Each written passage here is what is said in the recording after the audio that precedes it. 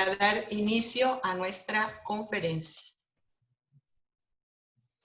Bueno, nuestra conferencia lleva por título Educación Superior, una visión desde las modalidades no presenciales, que nos presentará la doctora Aurora Guadalupe Maldonado Berea, profesora investigadora del Instituto de Ciencias de la Educación. Les voy a leer brevemente una sinopsis curricular del enorme currículum que tiene la doctora. Bueno, la doctora es doctora en Educación, con mención doctor internacional y aprobada por el cum laude por unanimidad por la Universidad de Córdoba, España. Ella es miembro del Sistema Nacional de Investigadores Nivel 1, perfil deseable PRODE. Es profesora de tiempo completo en el Instituto de Ciencias de la Educación de la UAPJO. Es integrante del Cuerpo Académico Consolidado, Educación y Construcción del Conocimiento del ICE-UAPJO. Es integrante del Consejo Técnico Académico de la Red Temática de Literacidad Digital en la Universidad Veracruzana y la Universidad Estatal de Sonora. Ha sido directora de Innovación Educativa y coordinadora de la Comunidad Digital para el Aprendizaje en la Educación Superior de Artes, Humanidades y Ciencias Sociales en la Universidad Veracruzana. También ha sido ganadora al Premio en Educación Superior a Distancia, categoría Investigación, otorgado por la NUYES y la Red Nacional de Educación Substancia. La doctora también ha participado en diversos proyectos nacionales e internacionales relacionados al ámbito de la innovación docente, competencias digitales, teleformación, línea de investigación de formación docente, que es la tecnología educativa, la teleformación o e-learning, el desarrollo curricular y TIC, modelos educativos, competencias digitales, cuenta con publicaciones científicas en capítulos de libros, así como en revistas indexas, tanto nacionales como internacionales. La doctora es integrante del comité editorial de la revista EdMedic, y es miembro del comité asesor de la revista Campo Abierto de la Universidad de Extremadura, integrante de la sede en México, de la sede principal en España. También ha participado como revisora de varias revistas indexadas, como la revista EdMedic, la revista NAER, la revista Apertura, entre otras, y también es evaluadora de proyectos de innovación tecnológica en el programa de estímulos a la innovación, así como evaluadora de programas de estudios de posgrado en convocatorias de PNPC CONACYT. Bueno, sin más preámbulos, voy a dejar de compartir la pantalla para cederle el espacio a la doctora Aurora Guadalupe Maldonado Berea. Bienvenida, y nos sentimos muy contentos de contar con su presencia en este curso con la Escuela de SBIT. Bienvenida, doctora. Muchísimas gracias, licenciada Leonor. Pues estoy gratamente muy contenta de estar con ustedes aquí. Ahorita me voy a permitir yo también compartir mi pantalla. Agradezco mucho la deferencia a la doctora Virginia Reyes por esta distinción a través del maestro Carlos Eliseo,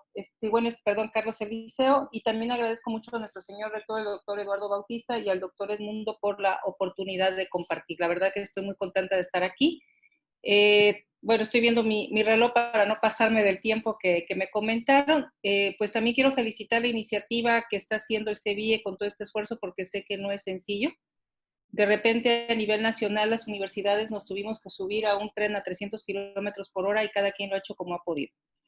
La gran mayoría de las instituciones educativas a nivel nacional e internacional, sobre todo aquellas que no tienen una historia o antecedente de educación a distancia, pues obviamente la gran mayoría, si no es que el 90% de las universidades a nivel internacional, independientemente, hablo sobre todo en educación superior, Lo que se ha hecho es lo que se le llama educación o enseñanza mediada por tecnología. Bueno, en este sentido voy a empezar la conferencia. Como bien dicen, bueno, pues se llama Educación Superior, una visión de las modalidades no presenciales. Mi nombre es Guadalupe Aurora Maldonado Berea. Bueno, en este caso, el contenido que vamos a ver hoy sobre 4 vertientes. Vamos a hacer un repaso muy ligero sobre educación superior en tiempos de COVID, una visión internacional, la experiencia internacional es más o menos de algunos países de lo que han hecho y algunos que siguen haciendo, los retos de la educación superior ante la contingencia, una nueva mirada, y la educación a distancia y las modalidades no presenciales. En este sentido, bueno, pues vamos a empezar con la educación superior, una visión internacional. Bueno, en el informe de efectos del coronavirus por parte de la Organización de los Estados Iberoamericanos, ahorita en mayo del 2020, en aquel momento México contaba con más de 37.589.611 estudiantes mexicanos afectados. En este caso, todos los países, dice el informe también, que estuvieron introduciendo y ampliando modalidades de educación a distancia existentes bajo diferentes combinaciones de recursos tecnológicos. Es lo que yo les comentaba, que normalmente se le conoce como educación mediada por tecnología. Pero no propiamente estamos hablando tal vez de lo que es educación a distancia, pero no propiamente en una modalidad como tal. Sin quererlo, estamos cayendo en un híbrido de diferentes tipos de modalidades, a partir de las circunstancias y características de cada institución. Por otro lado, recogiendo un poco algunas experiencias durante este primer semestre, bueno, en el caso de Chile, China, lo que ellos fueron reprogramando exámenes y evaluaciones en todos los niveles de escolaridad, incluidas las universidades. En el caso de España, República de Corea y Vietnam, pues estuvieron ajustando calendarios. En el caso de lo que fue Estados Unidos de Norteamérica particularmente, fue que cancelaron exámenes para lo que fue el ciclo escolar 2019-2020 y ahorita sigue todavía en negociación para este nuevo ciclo. En el caso de España, que tengo yo muchos colegas allá, pues obviamente el ciclo académico que viene ahorita pues se va a dar totalmente en línea, sobre todo lo que es educación superior. Y una de las partes más medulares con las cuales están, digámoslo así, puesto en la mesa, y también Manuel Castells a nivel de Barcelona hace como 2-3 meses comentaba, la parte de cómo van a poder empezar a evaluar pues los aprendizajes de los estudiantes, porque desgraciadamente una de las particularidades que tiene la educación en línea o educación virtual, a salvedad de algunas tips que les iré dando, es que pues no sabemos, nosotros creemos que el que está del otro lado es el estudiante que dice ser el nombre en el que está. Entonces, algunas ya por la experiencia que tengo, muchas universidades, he tenido el privilegio de participar en varias y en algunos hacer diseños de metodologías de participación, pues hemos tenido que generar pues estrategias alternas precisamente para validar que quien dice ser, que esté en la plataforma, pues sea la persona, ¿no? En este caso, terminamos, por ejemplo, el caso de China, también proporciona algunos exámenes en línea, pero la gran pregunta que muchas instituciones, y precisamente eso es lo que se pone en la mesa, es que cómo validamos que el que dice que está el nombre ahí es el que está contestando. Entonces, esa es parte también de ciertas debilidades.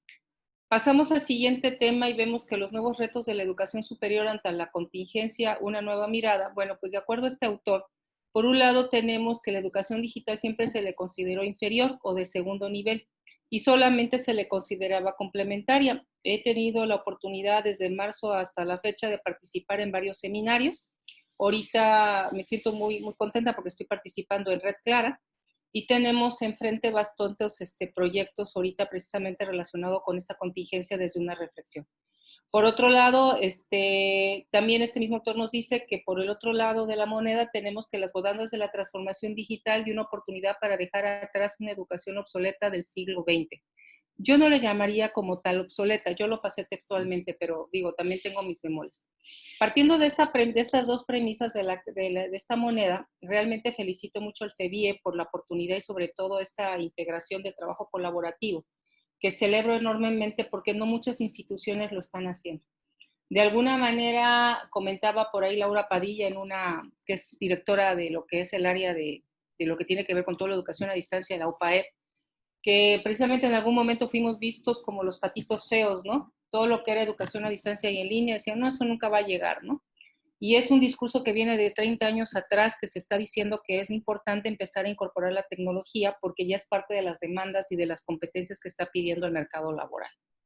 Y no es la herramienta por la herramienta misma, sino la manera en cómo contextualizamos y le damos el enfoque pedagógico para poder obtener un resultado de aprendizaje significativo en los sujetos. Sobre todo lo que tiene que ver con el trabajo colaborativo, el trabajo en red, la creación de networking, que es precisamente el trabajo en red, lo que tiene que ver con una nueva forma de cómo nos interactuamos, que viene siendo lo que es el net etiquette, que tenemos que tener conocimiento.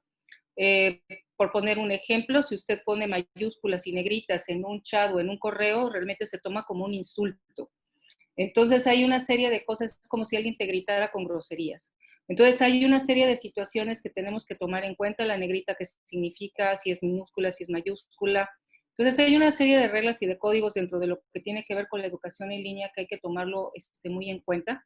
Y también hay que formarnos en esas reglas de etiqueta, así como tenemos reglas de ciertas maneras de comportamiento en la vida presencial, también la hay en la vida virtual.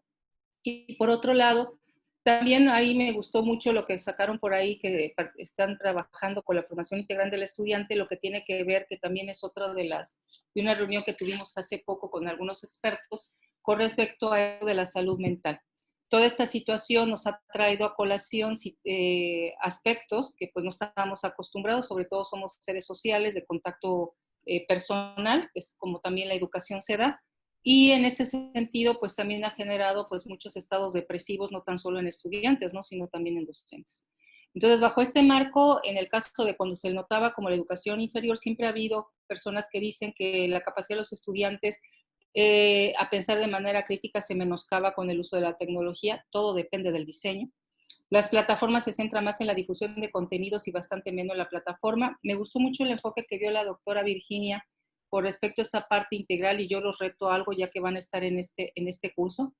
Las universidades cada vez se contemplan más bajo ecosistemas. Tengo la oportunidad de ser profesora en dos másteres de MBA como invitada. Me invitan una vez al año, pues obviamente no puedo hacer más que asistir.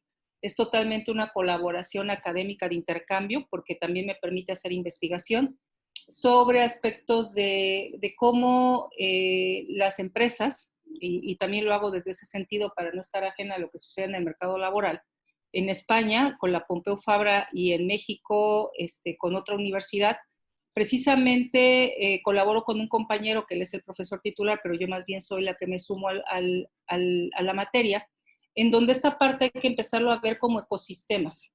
Ya desde hace algunos años las empresas se manejan bajo el síndrome de ecosistemas. Entonces, estos ecosistemas tratan de los stakeholders o de los proveedores o de la manera en cómo interactuamos con otras instancias que no nada más tiene que ver con el proveedor, sino también con universidades, también con asociaciones civiles y demás. Entonces, ese ecosistema que nosotros veamos como empresa traspasa fronteras. En el caso de las aulas y con todo esto de la tecnología, y me paso al otro enfoque, nosotros, si nosotros sabemos cómo hacer un prediseño y la visión de lo que queremos lograr, podemos hacer cosas bastante creativas para sentar las bases para una innovación.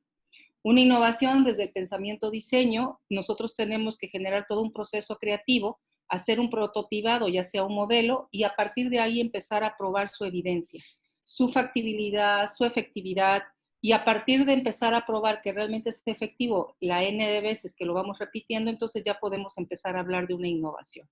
Una innovación, maestro, si quiero hacer esa acotación, mucha gente, hay que tener cuidado con palabra innovación. La innovación lleva todo un proceso y uno de ellos tiene que ver con la validación de que lo que estamos echando adelante o lo que estamos implementando realmente es efectivo. Entonces, depende desde el paradigma donde ustedes se abarquen, pero ahorita lo de en boga es pensamiento-diseño. En ese sentido, por otro lado, lo que tiene que ver con las bondades de la transformación digital, bueno, pues las tecnologías digitales están revolucionando la prestación de servicios de educación, hay múltiples vías de aprendizaje, lo que yo les llamaba de los ecosistemas.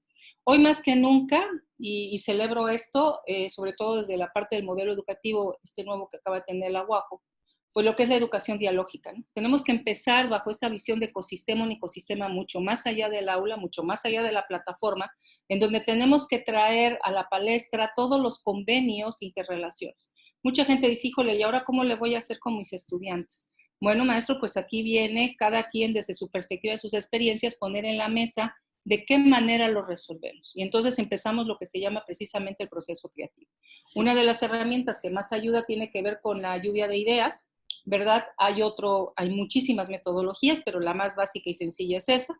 Después viene la discriminación de lo factible, de lo cuantificable, y obviamente empezamos a estructurar de qué manera podemos atender desde nuestra propia realidad la atención a ciertas áreas que antes pues nunca se nos había ocurrido, porque obviamente no estábamos en una situación tan emergente como la actual.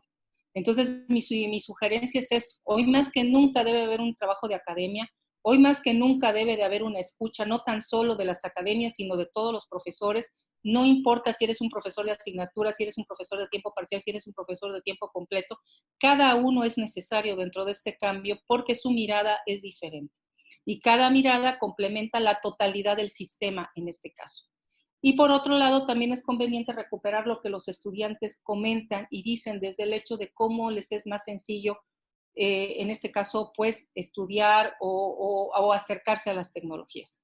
Por otro lado, la utilidad de la tecnología también es para la creación de capacidad del educando de cara a futuros empleos, emprender negocios, llevar vidas plenas y proveer para ellos mismos y su familia. Eso es bien importante. Hoy más que nada también tenemos que empezar a abonar hacia la parte de la resiliencia, en donde tengamos la capacidad de adaptarnos. Y yo creo que aquí la UAJO junto con el CEBI y las otras instancias lo está demostrando, ¿no? Es, ok, tenemos esta situación y cómo la vamos a resolver. Entonces, alabo mucho la iniciativa de la Facultad de los Sistemas Biológicos, de que se haya acercado y sobre todo que el CEBI haya tomado este reto, porque no es sencillo. O sea, no es sencillo y yo creo que también algo que yo les quiero sugerir es que todo el mundo lo vea con la amabilidad y con la buena fe de que todos en este proceso vamos a aprender. Nadie sabe todo. Es una realidad muy compleja, dijera Edgar Morin. Yo les sugiero que lo vean desde un enfoque sistémico. Cualquier parte que no funcione va a afectar de manera significativa todo el sistema. Si alguien deja de hacer la parte que le corresponde, por ejemplo, si alguna parte de algunos profesores en algún área de formación dentro de esta facultad no hace lo correspondiente, va a afectar sobre todo a las asignaturas o las unidades formativas que van después de él. Y de alguna manera impactará con los conocimientos indirectos que los estudiantes tendrían que tener por la no responsabilidad y el no compromiso. Entonces, esto habla mucho, maestros, del compromiso. Sé que todo cambio genera miedo, pero como si lo manejamos como esa frase que mi madre siempre me dice de la madre espartana, que el hijo le decía, madre, mi espada es corta, hijo, pues tendrás que dar un paso más para poder abatir a tu enemigo. Entonces, en este caso, tenemos que hacer el primer paso que ya lo hicieron y es muy significativo. Y yo los invito, sobre todo, a que reconozcan que tienen algo muy valioso. Tienen años de experiencia, algunos muchos con lo que tiene que ver con experiencia empresarial o profesional, y sobre todo que son los que conocen sobre la temática. Entonces, partiendo de ahí, no perdamos que las herramientas o la tecnología son cacharros solamente. Simplemente tenemos que comprender cada instrumento, recurso digital, para qué lo necesitamos, de qué manera lo vamos a adherir a nuestro proceso para hacer que el estudiante se motive y logremos el aprendizaje significativo. Bueno, pues en este caso voy a detenerme un poco a hacer una retroalimentación. La educación a distancia y las modalidades no presenciales. Bueno, todo parte, yo normalmente tomo como base al doctor Moreno, que es de la UDG, que es uno de los principales promotores en cuanto a la educación, y bueno, la UDG fue una de las principales instituciones educativas de vanguardia, todavía un poquito antes que el TEC de Monterrey. Y bueno, el profesor Moreno nos dice que la educación abierta se le conoce como el proceso de enseñanza-aprendizaje, se apertura en cualquiera de los elementos que la integran. Fíjense bien, pongan atención, porque esto es bien importante y al final voy a hacer la pregunta.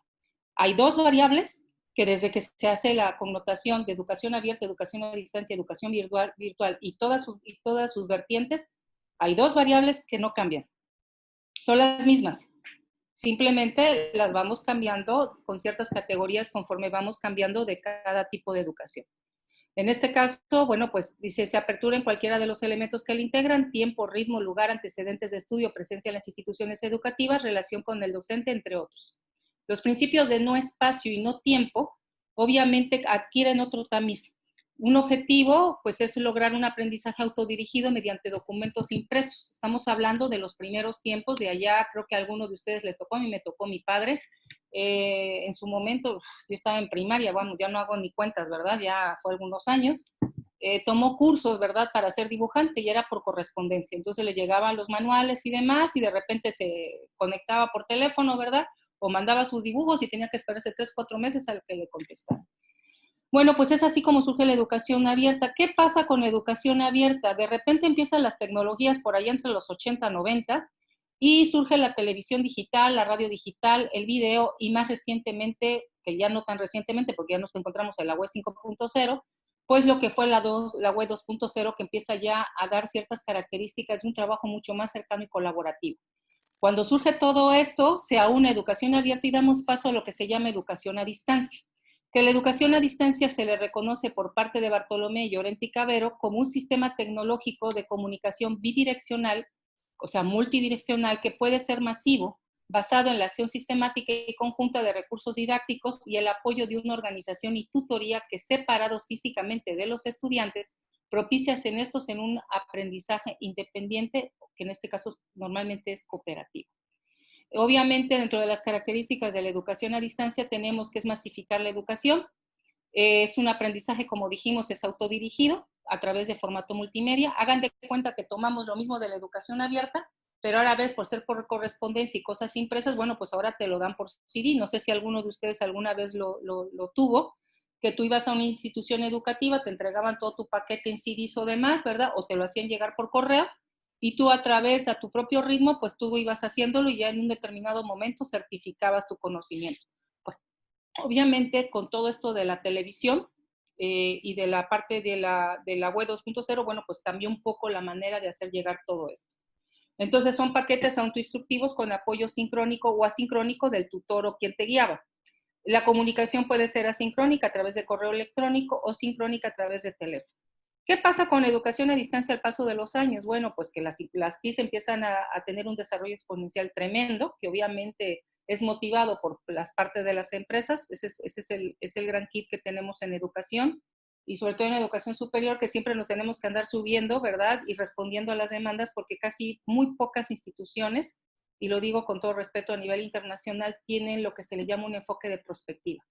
No manejamos, y lo dejo en la mesa, no hay un área, así como en las empresas hay un área de análisis de tendencias y lo que se le llama el Big Data o minería de datos, las universidades no tenemos la capacidad de hacer prospectiva de tendencias. Se supone que dentro del aspecto del diseño curricular, cuando tú haces todo el estudio de la disciplina, por lo menos de las universidades que yo he tenido la gran experiencia de contar con economistas y con gente del área financiera en donde nosotros, a pesar de haber tenido todo un trabajo, cuando llegamos a esa parte y hacemos la prospectiva del estudio de mercado, hemos tenido que echar para atrás planes de estudio porque a los 3 años nuestros estudiantes ya son desempleados.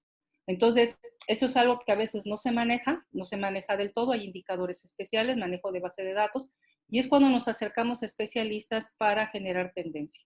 Entonces, esto es muy importante también, las universidades, si pudiéramos empezar a hacer esta colaboración a nivel de empezarnos a integrar con los ecosistemas ya un poco mucho más grandes, no tan solo empresariales en sí mismos, sino en esta atención a necesidades sociales, en donde los diferentes actores necesitan intervenir desde diferentes miradas, pues pudiéramos empezar a generar todavía estrategias mucho más asertivas, como en el caso de lo que está haciendo ahorita la UAP. Entonces, también lo dejo en la mesa. En este caso, cuando surge todo eso y viene un despunte muy grande, exponencial de la tecnología, sobre todo con el aspecto de que surge la simulación, surge la realidad virtual o la Second Life, que también tuvo sus problemáticas, la multimedia como tal, y sobre todo volvemos con el no tiempo y el no espacio. Y entonces damos cabida a la educación virtual, que es lo que de alguna manera estamos manejando en la actualidad. Dentro de la educación virtual, obviamente existen diferentes modalidades, como el e-learning o los cursos en línea, el M-learning, en donde ya te va pidiendo precisamente toda esta situación que hablamos de la UNESCO, y no sé, desde 1999. Yo tuve la primera acercamiento, pues todo el mundo lo sabemos, cuando empieza esto del espacio europeo, ¿verdad? Con lo del Tratado de Bolonia, eso surge en 98 más o menos, cuando se empezaron a ver implicaciones de que no iba a haber dinero para que los estudiantes se movilizaran, pues entonces empezó la movilidad virtual. Y también lo dejo en la mesa, maestros. Si se van a meter a esto, también sería muy interesante de que hicieran todo a una... en algún momento nosotros lo estuvimos manejando en la Universidad Veracruzana, en donde decíamos, a ver, estas licenciaturas tienen tales convenios y tengo convenios con universidades extranjeras. A veces mis estudiantes por sus condiciones no pueden ir, sin embargo se inscriben en el curso a través de una plataforma virtual. ¿Yo cómo hago para que esa materia que pasó se vea reflejado en su certificado? Porque la mejor manera de hacer evidente que tienes un convenio y una movilidad válida tiene que ser a través de tu certificado de estudios. Y si lo revisamos en aquel momento, la Secretaría de Educación Pública te lo permitía. Pero ¿qué pasa? Hacemos convenios y cada quien lo va utilizando de manera discriminativa como conviene.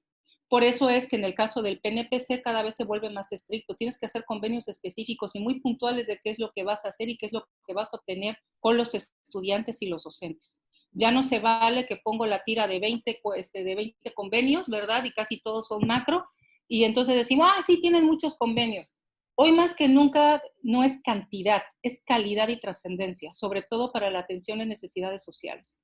Y eso mismo se traduce para la educación en línea. Entonces aquí viene el reto de la parte de la creatividad para dar pie a la innovación, en donde cómo hacemos, ¿verdad?, para generar realmente redes estratégicas de colaboración con los pares, ya sea de instituciones como nosotras o con organismos con los cuales nos han dado soporte durante mucho tiempo, porque la realidad es que muchas instituciones educativas tienen convenios, pero terminan participando con 2 o 3 instituciones realmente. Y el resto de los convenios pues quedan fuera. Entonces son parte de los requisitos que normalmente se te exigen, precisamente de que haya efectividad y que haya evidencia de que hay una trascendencia en esas colaboraciones. Entonces, tenemos que ser muy estratégicos ante estas respuestas ahora que nos da, que debimos haberlas tenido y que en algún momento muchas instituciones las tienen y muchas facultades las tienen, pero tenemos todavía que ser mucho más estratégicos. Significa mínimo esfuerzos, máximos resultados. Es una premisa que me encanta aplicar por parte de ingeniería industrial, en donde obviamente menos puede ser más. Entonces, en este sentido, bueno, pues tenemos el conocimiento del Internet, los medios de comunicación es lo que nos genera la educación virtual. Y déjenme decirles, me voy a ir un poquito más atrás, entre educación a distancia y educación virtual, en este inter surge de manera momentánea la teleeducación, que se propicia precisamente a través de la televisión. No tiene mayor auge, aunque sobre todo en el caso de México, con la telesecundaria y los telebachilleratos hay mucha experiencia y México es líder. Desgraciadamente el modelo sigue siendo tradicional. A mí me tocó en su momento en CONALEP, en el año del 97, pues era vanguardia dentro de los planes de estudio, sobre todo lo que tenía que ver con formación en competencias, pues era restrictivo, es más, era una exigencia que tú tenías que tomar los cursos que se manejaban a través de vía CITED, que era, tenías que ponerte en el aula audiovisual, ¿verdad? Con la televisión, había un responsable del plantel ahí contigo y tú tenías que estar pues escuchando, no viendo la televisión y tomando notas. Te hacían entrega de cuadernillos que tú en ese momento llenabas durante toda la semana, eran 3 horas frente al televisor y al final tenías que entregarlo, se mandaba a la Ciudad de México, te certificaban y bueno, pues ya habías cumplido con tu formación, pero era parte de la exigencia. Entonces, en este sentido, bueno, pues surge esa parte de la teleeducación. México, te digo, es otro punto y aparte, es un tema bastante interesante, pero en la lectura internacional pues se toma como que es el traslado de las clases magistrales, tradicionales, convencionales sin mayor ápice. Entonces, con la educación virtual tenemos muchas bondades. A continuación les voy a compartir esta imagen que podrán encontrarla allá abajo. Normalmente podemos nosotros manejar y ahí entramos en otro rubro que se llama multimodalidad. La multimodalidad tiene diferentes acepciones. Yo la voy a aterrizar en este sentido en el uso de la tecnología desde la caracterización de la presencialidad. Por ejemplo, tenemos presencial con TIC. El TIC normalmente es como ocuparla como un repositorio para guardar cosas sin mayor trascendencia, pero dentro de la educación virtual empieza a surgir lo que es el e-learning, que puede ser los cursos en línea, en donde sí tenemos momentos de presencialidad vía virtual como lo estamos teniendo ahorita, ¿no? Hay videoconferencias, sesiones muy puntuales para aclarar dudas, para ampliar temas, pero deben de ser asertivas. Otra de las cosas que les quiero decir, tenemos que dosificar las sesiones virtuales. Si normalmente en clase a veces los estudiantes se te van más de 1 hora con temas tan abstractos como puede ser la enseñanza de la matemática, como puede ser probabilidad, como puede ser sobre todo los primeros semestres que el conocimiento es muy abstracto, tenemos que saber dosificar o de qué manera vamos a emplear las sesiones virtuales. proponer dentro de nuestra planeación preguntas puntuales para que los estudiantes no los tengamos más de media hora, 30 minutos, a menos de que nos vayamos a poner con un pizarrón atrás y empecemos a explicar. Pero si tenemos 50 o 60 estudiantes en línea, yo te puedo asegurar que no más del 30 te va a poner atención. Entonces es parte del reto de la educación virtual. Tenemos que empezar a pensar desde otra lógica, ¿sí? Tenemos que poner en el centro al estudiante a partir de qué recursos tiene, y ahorita lo vamos a ver más adelante y demás, para saber cómo diseñar. Dentro de otras modalidades de las TIC y submodalidades tenemos el blended learning, que normalmente se le conoce como semipresencial. Hay una parte presencial y una parte que se hace en línea. Es lo que normalmente en algún momento se manejaba con la famosa educación abierta. No sé si ustedes se han de acordar, algunas licenciaturas que todavía hasta la fecha se hacen los fines de semana, o vas todo el sábado o vas sábado y domingo. Un poco también cómo se manejan los posgrados. El C-Learning significa crowd learning, o sea, es todo lo que tú tienes en la nube, entonces traspasas fronteras del aula, de la propia plataforma, y empiezas a manejar aspectos como realidad virtual, las propias redes sociales, y también lo que es el microblogs, como lo es el Twitter, que empiezas a también, tiene toda una metodología, cómo puedes empezar a enseñar a través de Twitter. Pueden los estudiantes, tú lanzas una pregunta y te pueden ir contestando a través de Twitter. En este caso también tenemos el e-learning, que es el mobile learning, que es a través del celular. Todo esto que les estoy diciendo trae un diseño atrás. No es la ocurrencia de que es que los estudiantes no me ponían atención y ahora utilicé el celular y les dije que utilizaran el celular. No, con todo respeto, maestros. Así como somos cuidadosos para preparar nuestras clases, también tenemos que ser cuidadosos de cómo vamos a seleccionar y para qué vamos a utilizar qué herramienta. O sea, no es cosa de ocurrencia. Eso no es innovación ni creatividad. Significa que tengo yo que pensar cómo voy a hacer y qué elementos tengo que elegir para saber, digamos, bueno, si mi estudiante, no sé, puede conectarse una vez a la semana, bueno, pues le voy a mandar mensajes de WhatsApp y entonces empezamos a crear un poco la particularidad de lo que es empezar a personalizar el aprendizaje, que es todo un reto, ¿eh? Hay toda una teoría y hay investigadores que normalmente esto de la personalización es bastante compleja.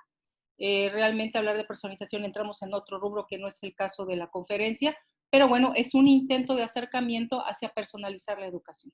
Por otro lado, tenemos el peer learning, que es precisamente es el aprendizaje personalizable. Estás presente en diferentes espacios formativos. Normalmente aquí, por ejemplo, podemos apoyarnos en los famosos MOOC, como lo es que son totalmente gratuitos. Yo me formo mucho a través de ellos. Hay lo que son los XMOOC, que son cursos mucho más pequeños. Y entonces empezamos a caer en otro rubro que pudieran también ustedes empezar a generar el principio de lo que se llama microlearning. En este sentido, ya esos grandes cursos como antiguamente, siendo directora de innovación en la Veracruzana, tuve la oportunidad de tener acercamientos con la ANECA, con la AMECA, es una asociación de educación, educación continua, en donde precisamente ya los grandes cursos ya no son como muy factibles. Ya las empresas no te dejan que los empleados se ausenten toda una semana para tomar un curso. Entonces ahí es donde empiezan las bondades de la tecnología. Pero entonces empiezo a diseñar desde otra lógica, ¿no? Entonces ya hay, por esta parte de la asociación ya se ha empezado a manejar y empezamos a tener bastante éxito con lo que era microlearnings. Por otro lado, la U-Learning es también llamada la formación ubicua. Para esta modalidad, el espacio para el aprendizaje de fuera del área de clase era lo que yo les decía, ir mucho más allá. ¿Por qué no? Por ejemplo, en el caso de educación o de cualquier área, por ejemplo, te puedes conectar a TED. TED es un canal bastante grande, tenemos asociación telefónica, tenemos Observatorio TEC de Monterrey, hay muchos blogs en muchos idiomas y ustedes deben de saberlos, además algunos de ustedes deben de seguirlo por su propia disciplina.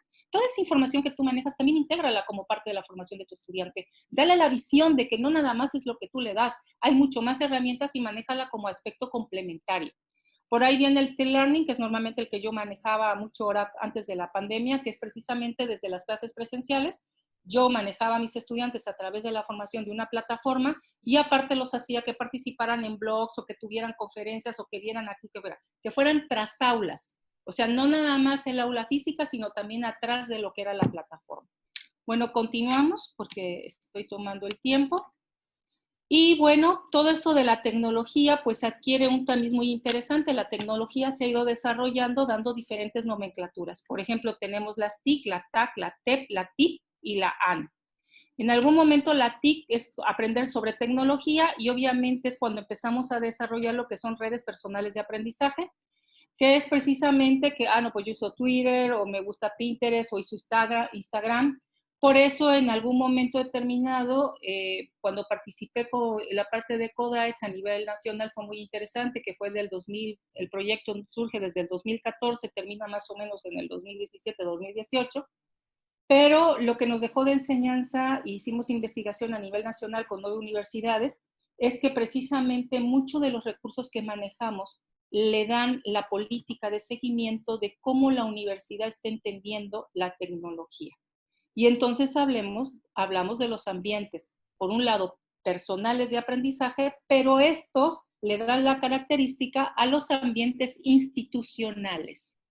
Por ejemplo, tú llegas a una universidad de Norteamérica, te conectas y si traes, por ejemplo, no traes vigencia o no traes licencia, te lo detecta enseguida la red. Y te dice, no te podemos dar porque no estás utilizando Office con licencia o tal software con licencia, ¿no? Entonces, quiere decir que esta institución tiene muy establecida, por ejemplo, la UAJO yo sé que manejan Office 365.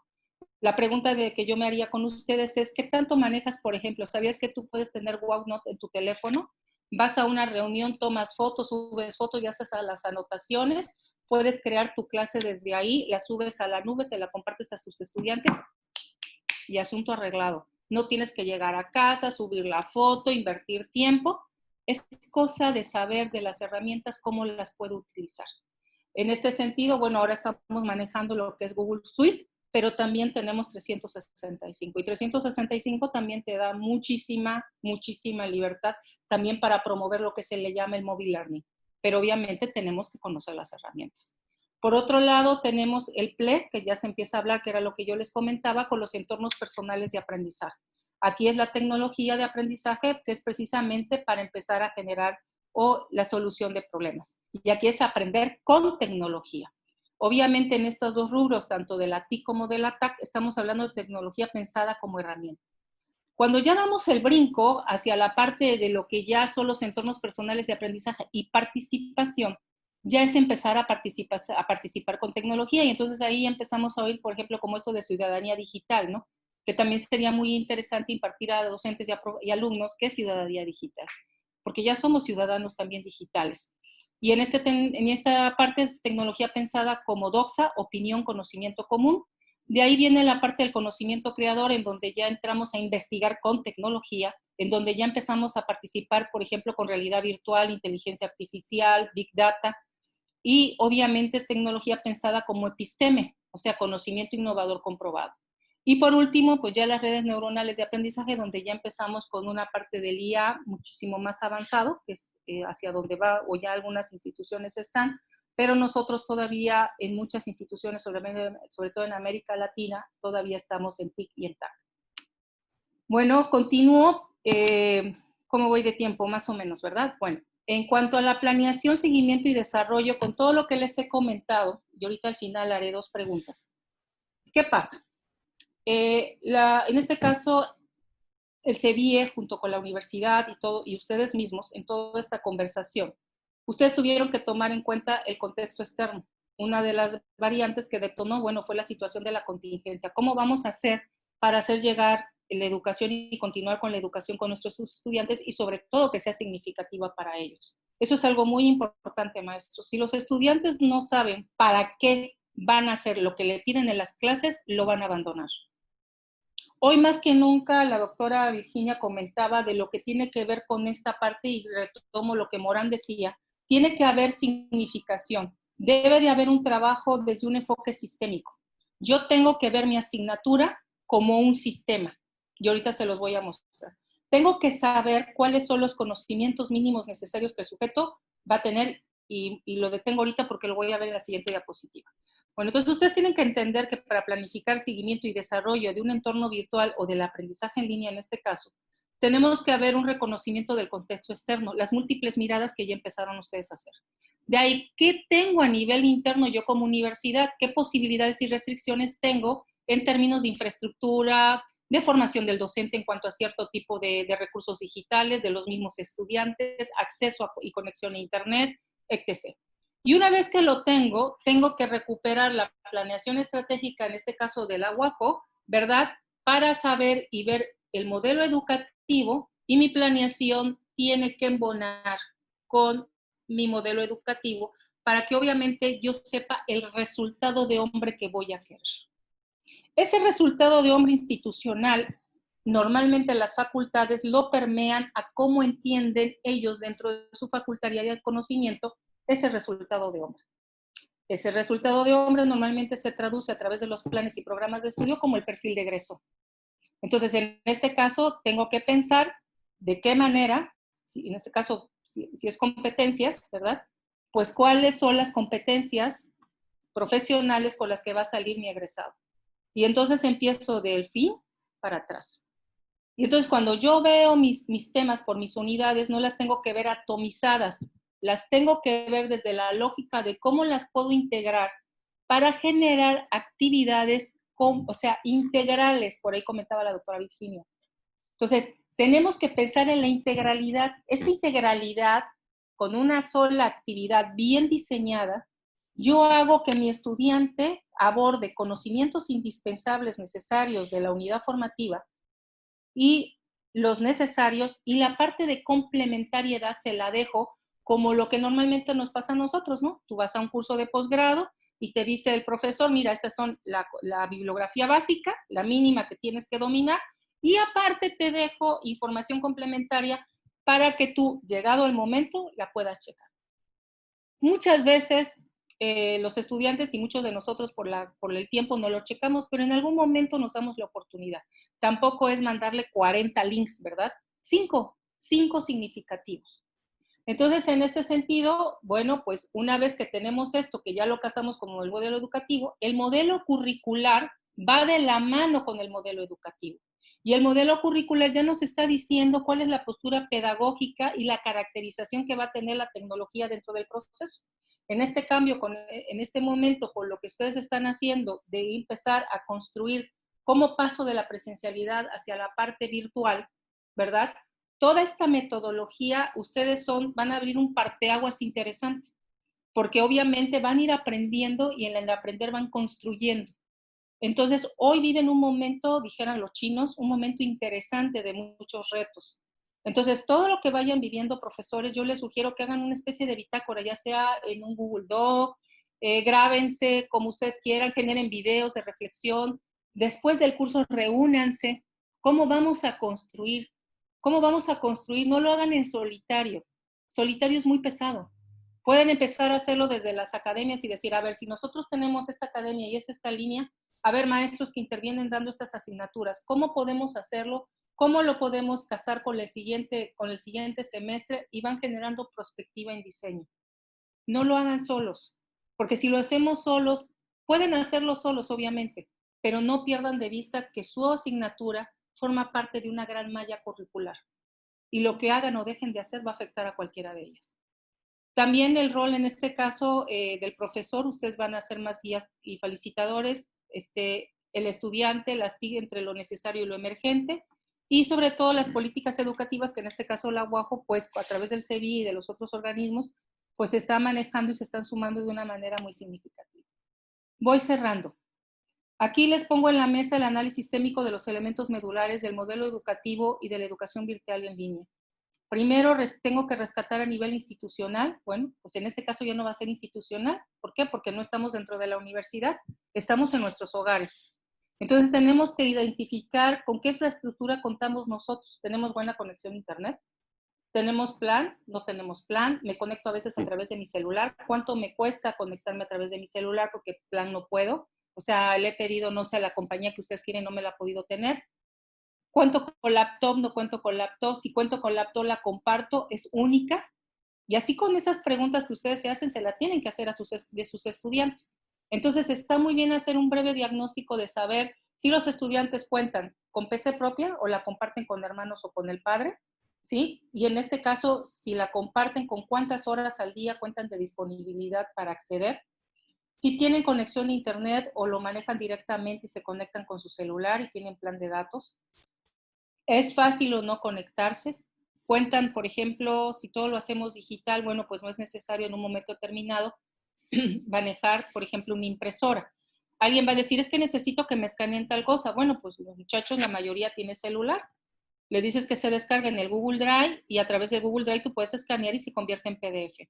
O hay aplicaciones ya dentro de Internet para escanear por PDF. No necesariamente tienen que tener una impresora. Entonces, tenemos que investigar qué es lo que queremos para saber qué tipo de recursos necesitan los estudiantes. Y a la hora que ustedes generen su unidad formativa, dentro de los prerequisitos, independientemente del conocimiento en sí de la asignatura, tendrán también que poner con qué elementos mínimos necesitan contar los estudiantes. Por eso es muy importante hacer un diagnóstico tanto de ustedes como de los estudiantes para saber con qué cuentan. Y aquellos, por ejemplo, si tienen el 20 o 30% de estudiantes que no tienen acceso a Internet, que nada más la tienen una sola vez, pues tienen que pensar de qué manera van a llegar a hacer ese material a esos estudiantes. Lo van a manejar a través de un disco duro para que ellos no les consuma muchos datos y se lo descarguen a través de WhatsApp, o se lo vamos a través de WhatsApp, o vamos a manejarlo a través de Twitter, o a través de Google Classroom, pero van a tener acceso. O sea, tenemos que pensar más allá de nosotros. Y se los comento porque dices, Camilla de los Santos, que cuando normalmente enseñamos como aprendemos. Eso es lo que normalmente creemos todos los profesores. Entonces tenemos que pensar cómo hago que mi estudiante aprenda, dándole las posibilidades y el ambiente virtual acondicionado para que lo logre. Entonces, no es mandarles maestros, también eso tienen que tomar en cuenta. Ustedes como profesores son gestor, mediador o facilitador. Debe de haber un conocimiento, ustedes tienen que tener un conocimiento tecnológico, pedagógico y de contenido. Y sobre todo los invito a que no tengan miedo. Si lo único que saben utilizar es PowerPoint, Word y alguna otra herramienta, pues con eso, empiecen con eso. Si de alguna manera pueden, súmense ahora a toda esta iniciativa, si va a haber cursos, por ejemplo, para el uso de herramienta del Google Suite, que ya la hubo, o que de repente me encuentre un MOOC para aprender a hacer fotos. Bueno, no tengan miedo. También pueden empezar a trabajar con algunos estudiantes que tengan confianza en que les apoye a desarrollar ciertos recursos, ¿sí? Y sean así como el apoyo de ustedes. Es cuando ya empieza, tenemos que empezar a hacer puentes entre las generaciones. No todos lo sabemos. Nosotros somos migrantes de la tecnología. Nuestros estudiantes salieron, pero desgraciadamente lo manejan desde un punto de vista muy instrumental. No porque tengan Facebook o manejen redes sociales, yo he hecho varias investigaciones en eso, significa que están aprendiendo. No más. Ahí es donde tenemos nosotros como profesores sacar el rol protagónico que necesitamos. Nosotros tenemos el conocimiento hasta cierto punto de lo que el plan de estudios pretende lograr como un perfil de egreso. Tenemos la experiencia de años de nuestra docencia. Traemos muchos años de haber estado también en la empresa o seguir en la empresa o en el mercado laboral. Entonces, tenemos que volver a puntualizar, y los felicito por hacerlo en este momento, otra vez este liderazgo. Hoy más que nunca necesitamos posicionarnos en este liderazgo para la parte del diseño del curso en línea. No malentendamos que el hecho de centrar al estudiante y ponerlo en el foco significa de que ahí le doy la bendición, yo ya le mandé los links y que él se lo resuelva. No más. La educación en línea exige todo un diseño y planeación previo, sobre todo lo que tiene que ver con diseño instruccional, que eso es otro tema. No vamos a volvernos expertos, porque obviamente dentro de muchas universidades hay todo un edificio, toda una célula de gente que se dedica a eso. Pero sí podemos empezar los primeros pininos desde donde tenemos, como decir, bueno, yo tengo un blog, sé que hay una información, bajar artículos. Hoy más que nunca vamos a tener que hacer uso de bases de datos y pues no sé, tal vez tengamos alianza con alguna organización o con alguna biblioteca, elegir la lectura que va a hacer el estudiante, que en esa lectura encuentre muchos de los elementos que necesitan. No es llenarlo de un libro de 400 páginas, maestro. Tan solo tenemos que pensar que a la semana nuestros estudiantes también tienen otras. ¿Sí?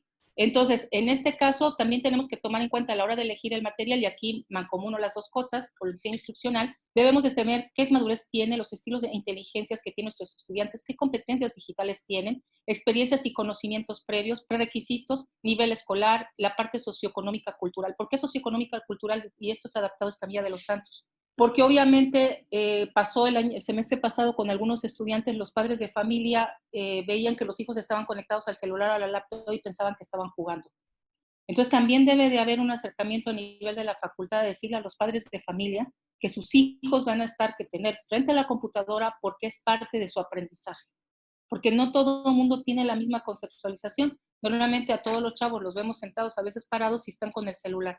Y decimos, están perdiendo el tiempo, ¿no? Bueno, pues ahora no están perdiendo el tiempo. Se ha vuelto una herramienta necesaria pues para obviamente puedan estudiar. Por otro lado, una vez que tenemos todas estas previsiones, pues tenemos que ver el contenido de la asignatura. Estamos en los primeros, a la mitad del semestre, a finales. Obviamente el conocimiento en los primeros semestres tiene que ver con las partes de la base teórico-conceptuales. En las partes del medio tiene que ver con la parte de metodologías y usos de técnicas que traen, ya incorporan la parte de la teoría. Y en los últimos semestres, pues ya estamos hablando de la aplicabilidad del conocimiento de alguna manera, en donde ya los muchachos tienen que evidenciar que comprendieron cierta técnica. Por ponerles un ejemplo, la evaluación comparativa, que puede ser un benchmarking, lo que puede ser un análisis FODA, lo que puede ser una planeación estratégica, lo que puede ser un estudio de mercado, no sé, depende el área de conocimiento. Determinamos qué tipo de lecturas, qué nivel, qué actividades, y siempre nos tenemos que preguntar de manera estratégica. Tenemos 15 semanas. Maestros, si ustedes generan, por ponerles un ejemplo, un foro con una pregunta y no le dices al estudiante que te conteste así tipo telegrama 250 y tienes 60 estudiantes, yo te quiero ver leyendo Biblias o cartas de amor, como le llamo yo, de 60 estudiantes. Y aparte una rúbrica súper exhaustiva, ¿no? Entonces, no significa desmerecer, sino aquí viene la parte de la creatividad. ¿Cómo integro los conocimientos y los temas para que de manera estratégica, conforme yo le voy dando las actividades, el estudiante vaya dándose cuenta que si él va construyendo esto y lo suma con la siguiente actividad y lo suma con la siguiente actividad, al final de semestre tiene un producto? Puede ser un e-portafolio, puede ser la propuesta de un proyecto de investigación o de intervención, puede ser la propuesta de una colaboración, y puedo ahí durante mis clases traer algún compañero de otra facultad para que me dé una conferencia, puedo traerme algún video que haya en YouTube sobre algún tema para motivarlos, y también generar, por otro lado, también tenemos que pensar en esta salud mental, no tan solo de ellos, sino también de nosotros.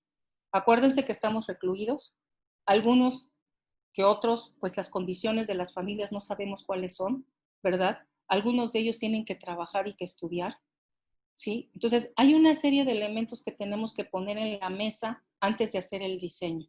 Y sobre todo, maestro, lo más importante, dosificar desde el hecho que entra el estudiante al aula, el entorno virtual, desde que identifica dónde está el archivo, desde que lo descarga, el tiempo que se va a llevar para leerlo, el tiempo del proceso cognitivo, de la lectura, de generar la actividad y demás, todo eso hay que tomarlo en cuenta hasta que sube la tarea a la plataforma o se la manda bajo el tema o el esquema que ustedes quieran.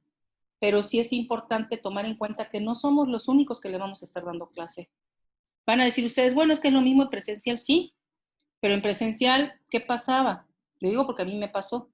Les mandabas lecturas y algunos llegaban y hasta le hacían la tarea al compañero, ¿no? Decían, ay, mira, ya te hice la tarea. Entonces, o hacían trabajo en equipo y eso no era trabajo en equipo, maestros, eso era distribución del trabajo. Tú llevas la portada, tú llevas el café, no, eso no es trabajo colaborativo.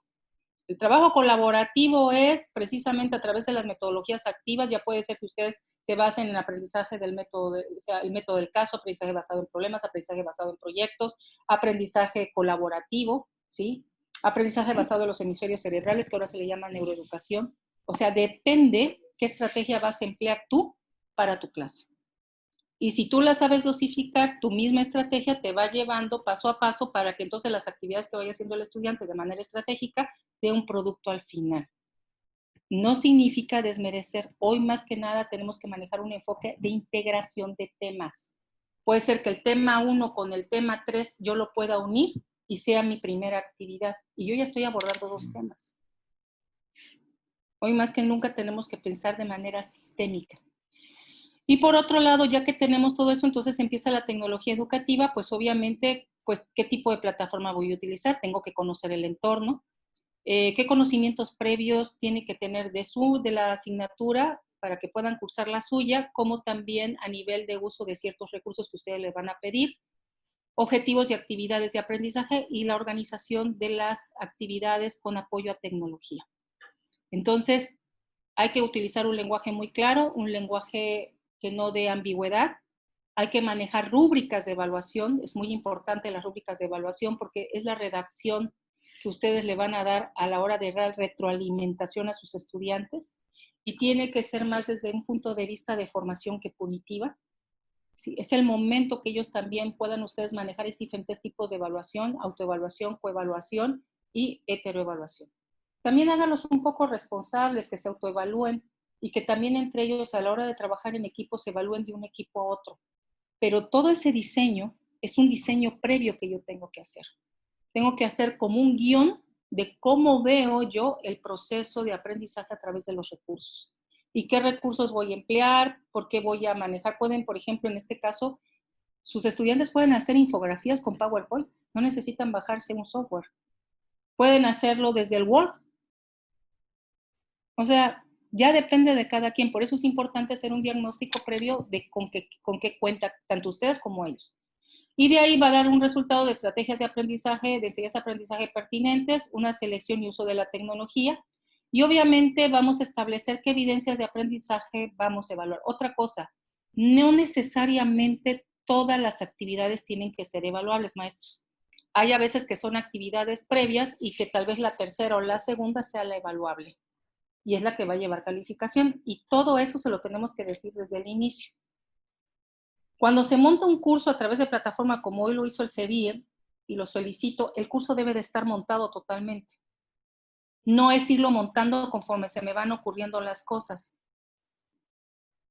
En educación virtual no es así. Usted ya debe de tener puesto el chiringuito, dijeran en España, todo el local, con las mesitas, los manteles y demás, para que su clientela llegue y se siente. No voy poniendo la mesa en este momento y ahora vete a comprar las cervezas porque resulta que el comensal quiere cerveza. No.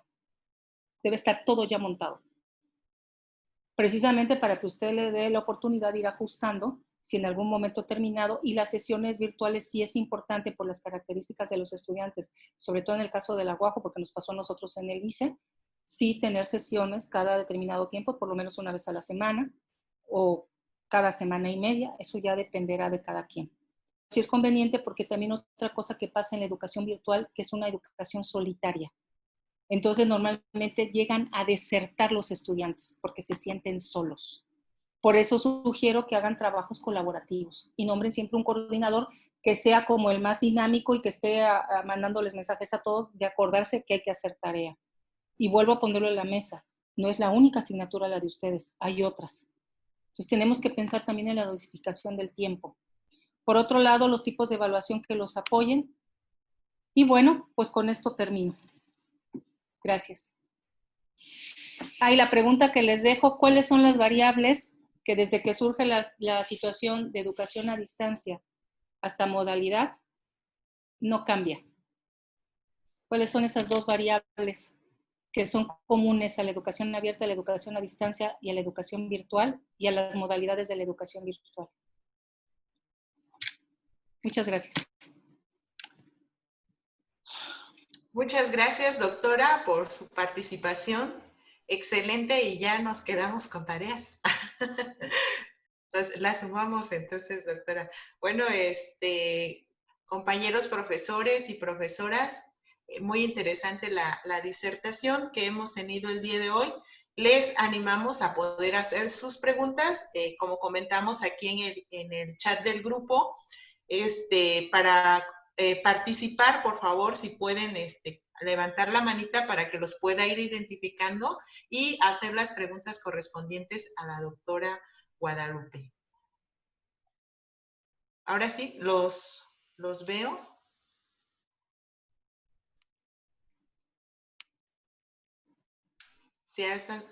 Vamos a abrir espacio para la sesión de preguntas a la doctora.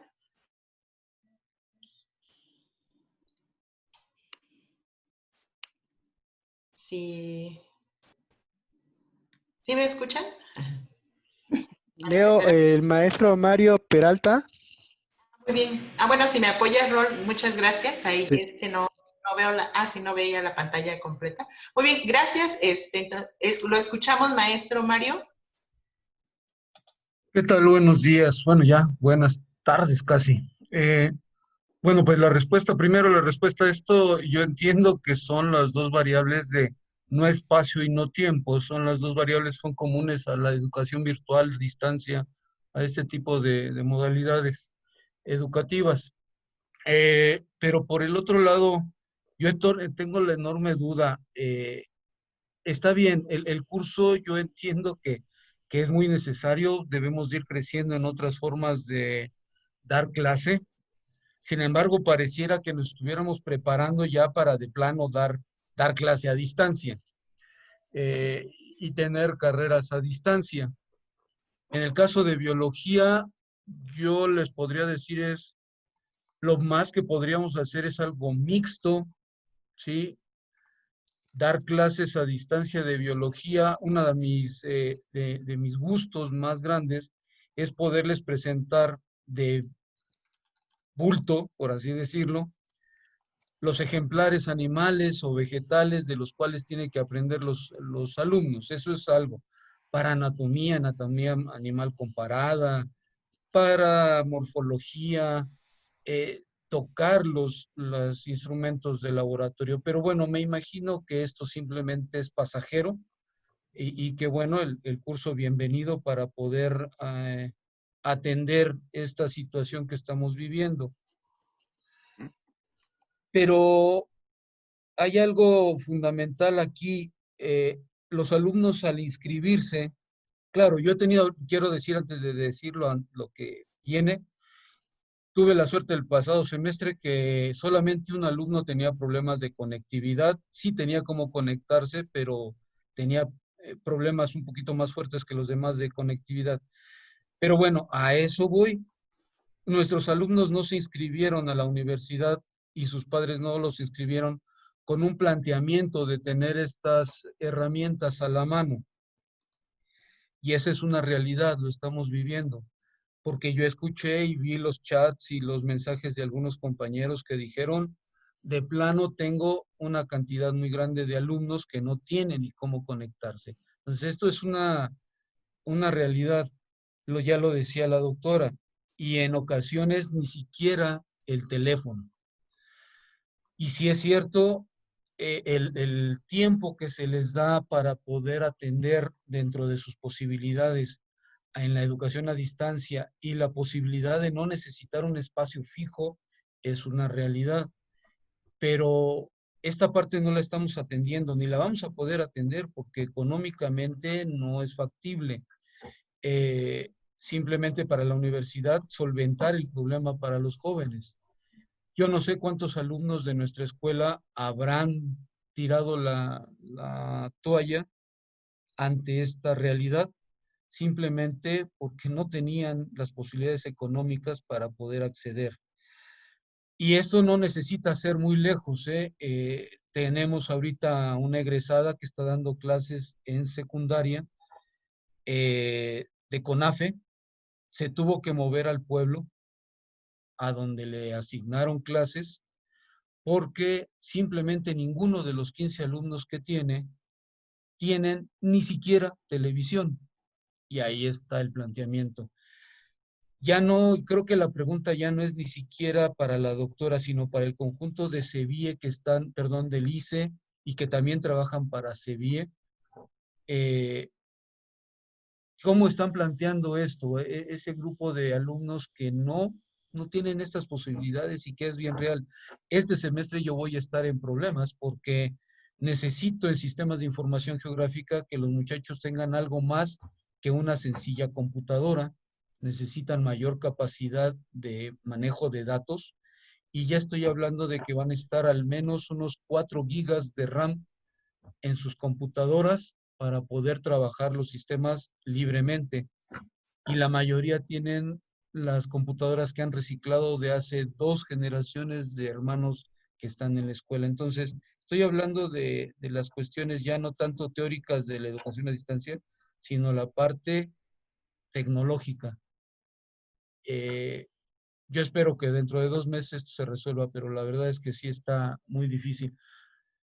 Se los dejo a todos ustedes esa pregunta, les dejo esa pregunta porque, pues no, yo en esta ocasión, por trabajar con sistemas de información geográfica, se me va a facilitar darles clase a los próximos alumnos, que ojalá y todos tengan computadora, pero si no, estoy en grandes problemas. Le ¿Qué vamos a hacer? parecería bien, doctora, que doctora Maldonado, que puedan preguntar todos y luego responder usted en la totalidad para optimizar el tiempo? Bueno, ya tenemos un comentario. Vamos a escuchar a la maestra Gloria también, que vi que levantó la mano. Por favor. Hola, sí, buenos días, muchas gracias. Yo solo quería agregar al comentario que dijo el profesor Mario, que esta es una oportunidad no solo que se puede usar para la contingencia, el enseñar a distancia, de forma virtual, en línea, porque desafortunadamente en la universidad siempre suceden conflictos de diferente índole y hay huelgas, hay paros. Entonces, esta es una excelente oportunidad para que nosotros ganemos estas herramientas, al igual que nuestros estudiantes, y de aquí en adelante aprovechar este conocimiento que vamos a ganar, esta experiencia, ¿no? No solo en la contingencia, sino de aquí en adelante.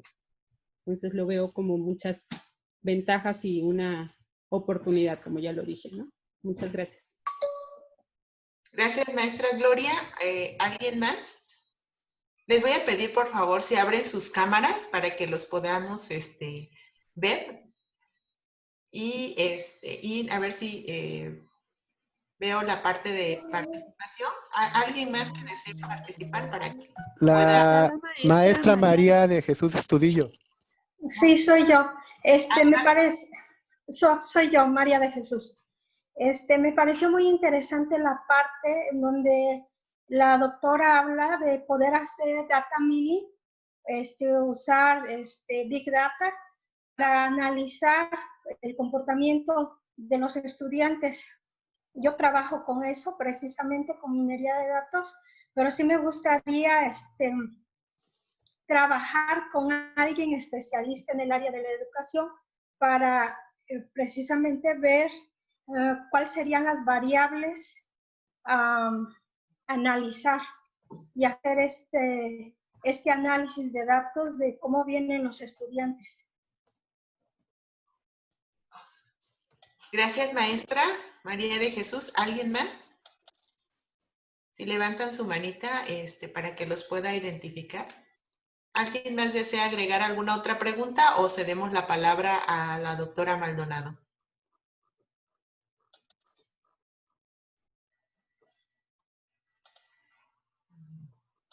Bueno, parece que no. Adelante, doctora Maldonado.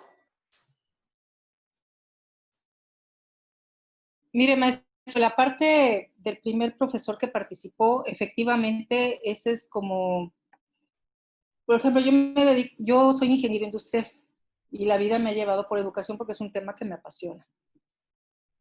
Precisamente hace poco me mandaron a llamar unos colegas para la parte de lo que tenía que ver con métodos, determinación de tiempos y movimientos en ingeniería industrial, porque no tenían, pues obviamente los chicos el cronómetro y cosas por el estilo, ¿no? Se reunieron en términos de academia y lo que se hizo es que desde el laboratorio, alguno de ellos tenía los cronómetros, pues les dijeron que, pues ahora sí, tipo cronómetro de aquí del celular, pusieran a sus hermanitos a hacer cosas y hacer como simulaciones y tuvimos que adaptar a partir de lo que tenían. Grababan con el celular y lo subían a YouTube. Obviamente estamos hablando que pues era gente que podía tener acceso. ¿Qué pasó con gente que no tenía acceso? Y que es muchas también en el caso de lo que es la veracruzana, pues hay muchos estudiantes que no lo tenían. Pues se trabajó precisamente, hicieron contacto con algunas escuelas que estaban más o menos cerca de donde estaban los estudiantes. Hubo problemas de tratar por la cosa de la contingencia, de la cosa del contagio y demás, pero lograron ver la manera de que esos estudiantes que estaban a determinados kilómetros pues se acercaran a las escuelas para poder acceder al centro de cómputo, era lo único que se les estaba dejando. Con toda la situación de sana distancia, horarios especiales, había una persona que cuidaba la escuela. Le estoy hablando de una situación de solución, ¿no? Obviamente el detalle era que, pues bueno, con todo esto de la situación de la escuela, bueno, pues estaba dando cierto permiso, ¿no? Se tuvo que volver a conectar la red, a veces funcionaba, a veces no funcionaba. Otro profesor lo que hizo fue, claro, ahora sí digamos, la universidad con toda esta situación del costo es muy complicado. Sacaron como fotos así reducidas y se las mandaron a uno de los estudiantes por WhatsApp. Esos estudiantes más o menos quedaban cerca de los otros y se destinaban a verse en un momento determinado, claro, cuando el momento de la pandemia no era tan estricto el hecho de salir. Entonces, el chico llegaba con el WhatsApp, se lo compartía a sus compañeros y se reunían, ¿no? Después comentaron que era un poco chistoso el asunto, ¿no? Porque todos con cubreboca y pues casi te paso el celular, ¿no? O a ver cómo te paso la información, ¿no? Porque tampoco podían utilizar el Bluetooth, ¿no? Que te puedes transferir archivos. Entonces, una de las profesoras, no tenía muchos estudiantes, decidió hacerlo impreso, porque también los estudiantes con las computadoras que tenían, pues no tenían para leer CDs. Y comprar UCBs, pues tampoco es barato, ¿no? Y no es cosa que tampoco el estudiante salga, y obviamente la mayoría de los estudiantes que tenemos, pues no tienen las posibilidades. Entonces se decidió hacer tareas muy concretas que se hacían llegar después a estas escuelas que les comento y ellos las distribuían. Iba el estudiante, en un momento determinado, sobre todo los que trabajaban, era 1 o 2 y después lo hacía llegar a los demás. Yo creo que aquí, más que nada, maestros, ustedes conocen su realidad y es sentarse a ver cómo le hacemos desde lo que tenemos. Aquellos que no van a tener acceso, por ejemplo, usted decía manejo de datos a nivel de INEGI, que a veces te puedes conectar y descargar, pues obviamente hay mucho consumo de memoria RAM. Y desgraciadamente los estudiantes, pues sus computadoras no llegan a eso. Se lo digo porque a mí me ha pasado. Hay muchachos que encienden la computadora y de aquí a que se conectan. Entonces, aquí es donde yo los invito a la parte creativa. ¿Cómo vamos a hacer llegar la información? Ahora, yo también les tengo la esperanza de que esto no siga, pero por lo menos el resto de este año sí vamos a estar así, maestros, y lo vemos en las noticias. Bueno, pues hay partes de algunos países en Europa que se supone que ya iban a empezar como ciertas clases dosificadas. Por ejemplo, en el caso de España dijeron que no, todo se fue para atrás, dijeron que todo va a ser en línea. Ellos no tienen los problemas tan grandes como los tenemos en nuestro país y en muchos aspectos de América Latina. Sin embargo, es empezar a sentarnos a ver cómo vamos a llegar a hacer llegar esa información. Y en este caso vamos a tener que hacer uso de las relaciones y de los contactos que las instituciones tienen con otras instituciones educativas que estén más o menos cerca de donde están nuestros estudiantes. Son de las pocas cosas que en este momento se me ocurre. Yo creo que el CEBIE junto con todos los expertos tendrán tal vez alternativas, pero aquí sí, maestro, vamos a tener que sentarnos todos a la mesa y pensar en estrategias. Porque cada situación de cada profesor va a ser diferente y de alguna manera ver qué tanto tiene un profesor situaciones de estudiantes de ese tipo como de otro y tomar una decisión a nivel institucional, o sea, del programa. Habrá otras facultades que no lo tengan tanto, también por las propias características. Tal vez manejar, no sé, videos muy cortos que no consuman muchos datos. En el caso de usted, yo le invitaría a que, si gusta anotar por ahí lo que se llama aula invertida, que precisamente es filmar videos. Si usted, por ejemplo, pudiera, no sé, a través, no sé, descargarse algunos videos de National Geographic, usted mismo de algunas prácticas de laboratorio, recuperar el material, no más de 2-3 minutos por el consumo de datos y pasarlo y explicar brevemente algo y que los estudiantes puedan verlo desde ahí. También sería muy bueno, sobre todo por el tema. Y, ¿por qué no, maestro, acercarse a universidades como el Politécnico Nacional, que yo sé que tienen simuladores y objetos de aprendizaje de este nivel, que no llegan a ocupar tanto?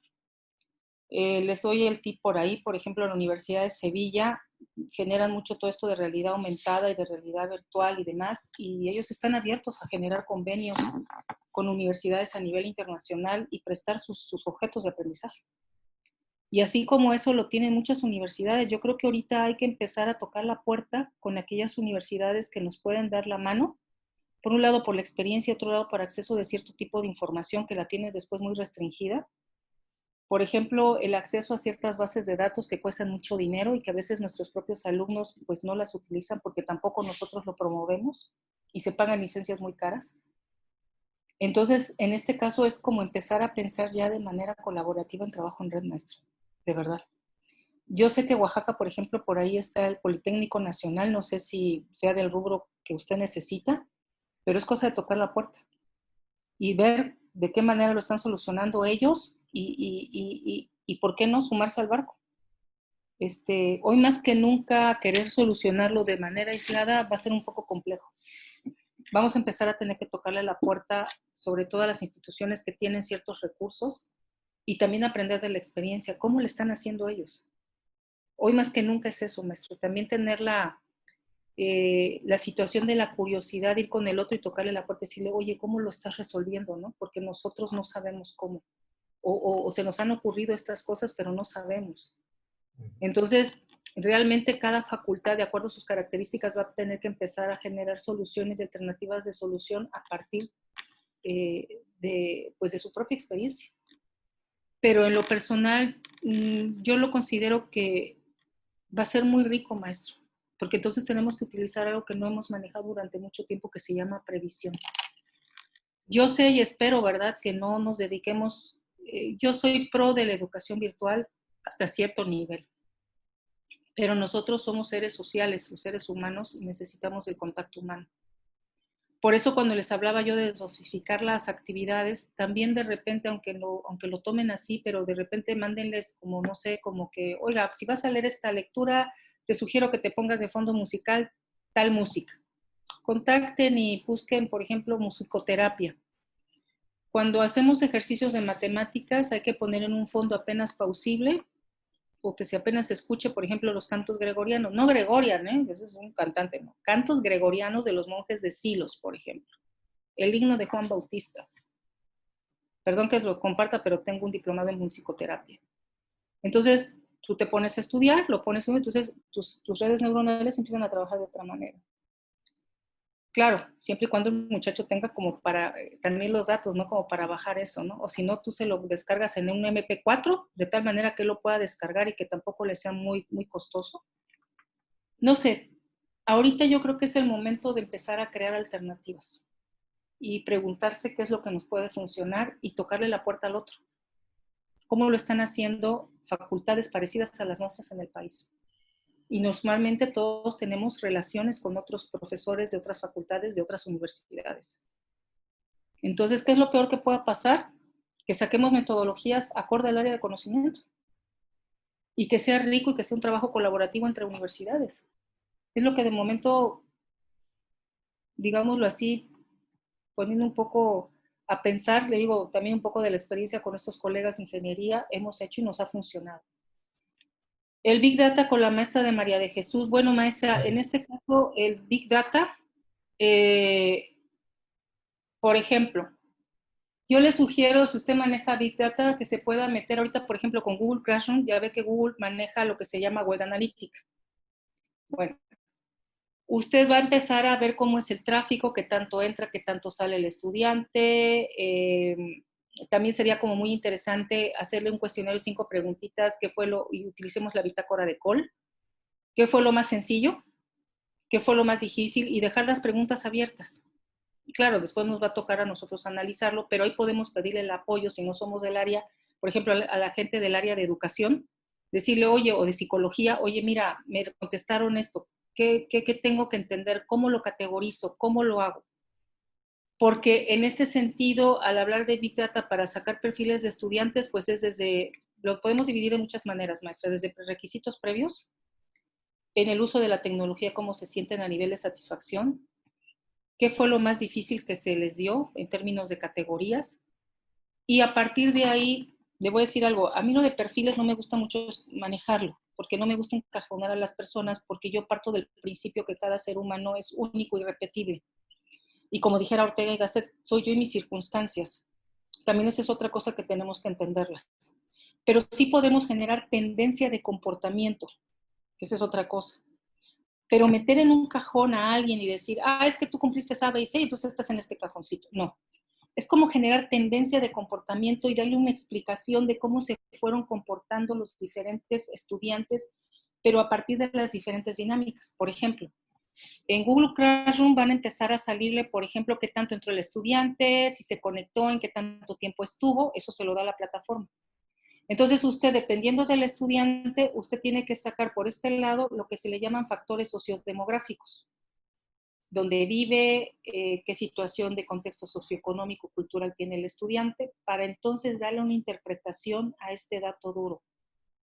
Un dato es duro como tal, y si lo utilizamos tipo mejora continua, lo tienes o no lo tienes. Pero en el ámbito educativo no es así. En la investigación educativa, una desviación de un 1.5% con respecto a la media, ¿qué significa? Esto tiene un valor y tiene una interpretación. Desde la parte, si ponemos la parte del capital cultural de Bourdieu, ¿qué es lo que está influyendo? La dinámica familiar, el hecho de cómo los padres perciben y apoyan al sujeto para que estudie.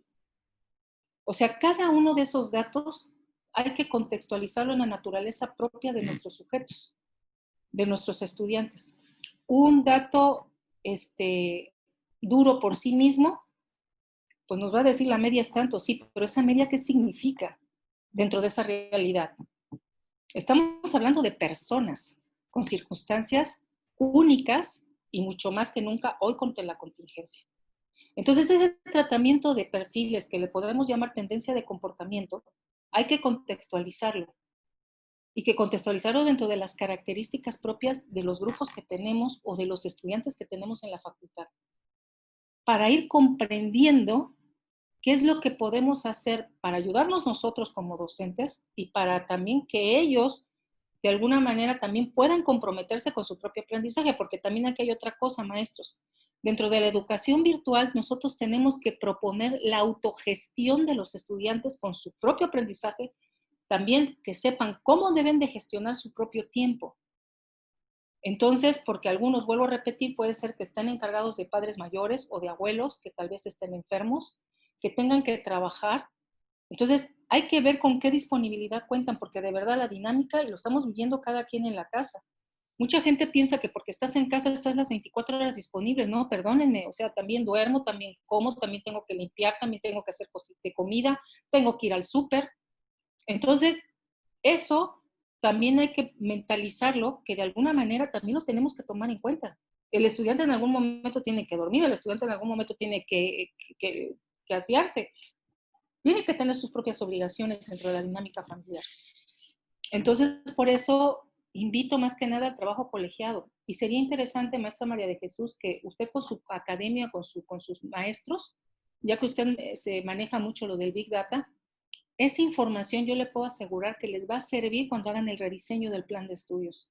Y como por ahí una profesora comentaba, disculpe, no me acuerdo su nombre, es la oportunidad, porque por ejemplo, en el caso particular de nosotros, el Aguajo, con todas estas situaciones que a veces pasa de las suspensiones y de las tomas y demás, podemos generar un modelo emergente. Ahorita por la pandemia, pero nosotros en nuestra vida natural como institución tenemos situaciones de este tipo. Y de algún momento las resolvíamos porque decías, bueno, estamos parados un mes, 2 meses, pero yo creo que es el momento también de recuperar qué hicieron durante esas tomas, algunas más largas, algunas más cortas, cómo lo resolvieron.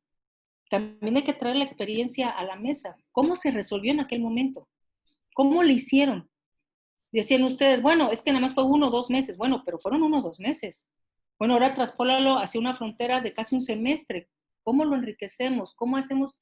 También invitar un poco a sus estudiantes, claro, no a todos, porque si no sería ahí como la Torre de Babilonia, ¿verdad? Nadie se iba a entender, pero de alguna manera sí, sobre todo con los jefes de grupo, en un trabajo colaborativo, cómo pudieran resolverlo, cómo ellos también como estudiantes, cómo pudieran apoyar, por ejemplo, con aquellos compañeros que no tienen acceso a Internet. Por ejemplo, en mi caso, con la asignatura del año pasado, dividimos grupos porque era un grupo muy grande de 28 y entonces yo tenía sesiones con las coordinadoras de los grupos.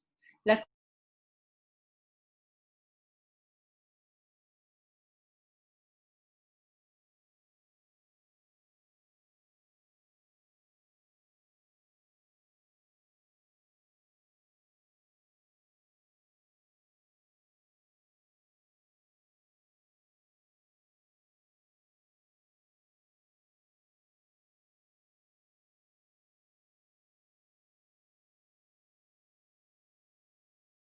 contamos primero nosotros como docentes, no tan solo en infraestructura, sino también en conocimientos y en dominio y en temáticas y en muchas otras situaciones.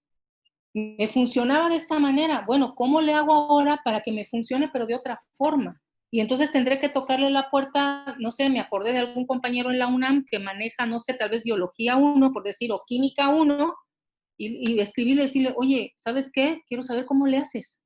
¿Hay algún simulador? ¿Hay algún software? ¿Manejas aula invertida? No sé. Entonces, regresando a la cosa del Big Data, maestra, sería muy interesante que lo trabajaran en un grupo pequeño, primero, por ejemplo, los representantes de las academias, como qué les gustaría obtener de información, y durante este tiempo que van a estar dando, por lo menos durante este siguiente ciclo académico, el curso en línea, ¿qué van a revisar de la plataforma si es que van a tener Google Classroom? ¿Qué datos necesitamos sacar? ¿Tiempo de conexión? ¿Qué tanto duraron en las actividades? ¿Dónde fue más complejo? Porque entonces eso permitirá establecer las bases para el siguiente semestre en cuanto al diseño de las herramientas y de las estrategias. No sé si me expliqué, maestra María de Jesús.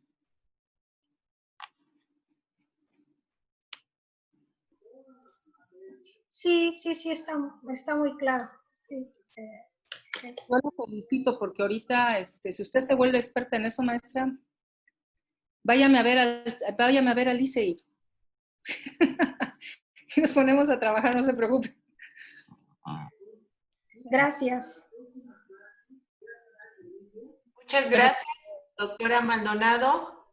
Gracias a quienes también participaron el día de hoy con las preguntas, en la sesión de preguntas y respuestas. No sé si desee agregar algo para cerrar, doctora Maldonado, o cedemos la palabra a la doctora Virginia para hacer el cierre de esta primera sesión presencial que ha estado súper interesante. Sí, doctora Maldonado. Pues yo solamente, maestros, agradecerles. Dicen que compartir tiempo es compartir vida, aún así, porque están ustedes aquí sentados escuchándome. Antes que nada, felicitarlos. De verdad, deseo un fuerte abrazo a cada uno de ustedes porque el reto no es sencillo, pero es interesante. Y lo peor que nos puede pasar es que aprendamos mucho en el camino. Y tal vez nos sorprendamos de las bondades que tenemos como facilitadores. Yo recuerdo mucho, mi padre me dijo algo y siempre lo conservo cuando yo me escucho y que me quejo yo sola. Me decía, se queja quien no conoce su realidad. Y quien no conoce su realidad no puede incidir en ella.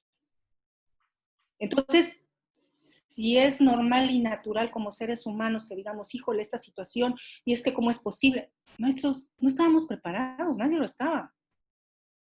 Pongamos en la situación, decimos, bueno, esto es lo que tenemos, y ahora, ¿cómo lo vamos a resolver? Y ese es el reto que les dejo en la mesa. Lo más fácil, maestros, y lo digo con todo respeto, porque también me lo aplico a mí, es quejarnos. Eso es lo más sencillo. Pero es lo que tenemos. Son los estudiantes que tenemos, son las características que tenemos, pero podemos hacer grandes cosas como lo están haciendo ahorita con toda esta colaboración entre la Facultad del CEDIE y otros organismos de la UAJO en generar tendencia. Y por ahí dicen, y se los digo ya con mi experiencia como consultora, quien pega primero pega 2 veces.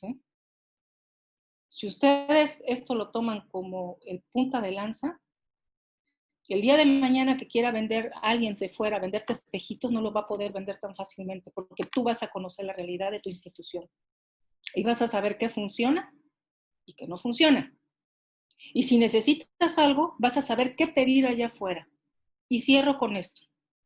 Yo tuve la experiencia, no voy a decir el nombre de la institución por respeto y privacidad, pero cuando en el 2017 me invitaron por parte de Costa Rica, tuve la gran oportunidad de trabajar con las 4 universidades para revisar un plan sobre tecnología educativa. Cómo lo iban a gestionar las 5 universidades públicas de este país. Una de ellas, yo había ido en el 2015, me acuerdo que yo le sugerí alguna serie de cosas, se volteó y me dijo, gracias, pero en este momento yo necesito esto y lo quiero de esta manera. ¿Puedes darlo? ¿Sí o no? Dije, wow. No me ofendí, ¿eh? Y nosotros lo hicimos. Ese premio que les habla del 2007, también lo hicimos nosotros en su momento. Éramos 3 personas y ninguna éramos del área de educación. Una era de comunicación y tecnología, la otra era tecnología con una especialidad de educación superior. Yo era ingeniero industrial y tenía la especialidad en educación superior. A veces las disciplinas diferentes a la de educación pueden dar riqueza y apoyar a las de ciencias de la educación. Entonces tenemos otra mirada sobre un objeto de estudio que tiene que ver con el proceso educativo. Y se valen diferentes miradas porque las necesitamos. Y precisamente nos da la curiosidad de saber qué pasa, cómo le vamos a hacer. Y trabajamos de manera colaborativa con nuestros compañeros. Hicimos un diplomado que fue precisamente de una investigación-acción y fue por lo que ganamos el premio. La NUYES después ese diplomado lo tomó precisamente como un punto de partida. Era un diplomado en tecnología educativa de 4 módulos. Formamos a 300 estudiantes, a 300 profesores. Pero era totalmente práctico, así como lo están haciendo ahorita maestros. Vívanlo, de verdad, la innovación, la creatividad, la ética, la comprensión. Eso lo tenemos nosotros los seres humanos. Ahorita tenemos que saber cómo vamos a utilizar a las TIC, a las tecnologías, a nuestro favor. Esa es la lógica. ¿De qué manera voy a hacer que esos cacharros, con todo respeto, me ayuden a mí, a mi docente, a mi institución, a lograr un aprendizaje significativo? Y la panacea y la trascendencia de la herramienta, maestro, se la van a dar ustedes. Esto es como ir al supermercado. Tienes muchas marcas de mantequilla, de leche, de chocolate, de pan. Lo mismo pasa con la tecnología. ¿Qué de ella es lo que tú necesitas para lograr que tu estudiante aprenda? Es todo lo que diré. Muchas gracias. Gracias, doctora Maldonado. Cedemos la palabra a la doctora Virginia. Bueno, pues quiero agradecer y felicitar a nuestra ponente porque nos abre justamente todo un panorama. Nos plantea los retos, nos plantea las alternativas, nos plantea el conocimiento que debemos de tener. Y a mí me da mucho gusto, doctora, y la felicito por eso, porque hay esta implicación, hay esta sinergia, hay esta forma de engranaje que va marcando la pauta de nuestro curso. A partir del curso, como ustedes ya vieron rápidamente en el aula digital, ahí tenemos ya un diagnóstico de sus estudiantes.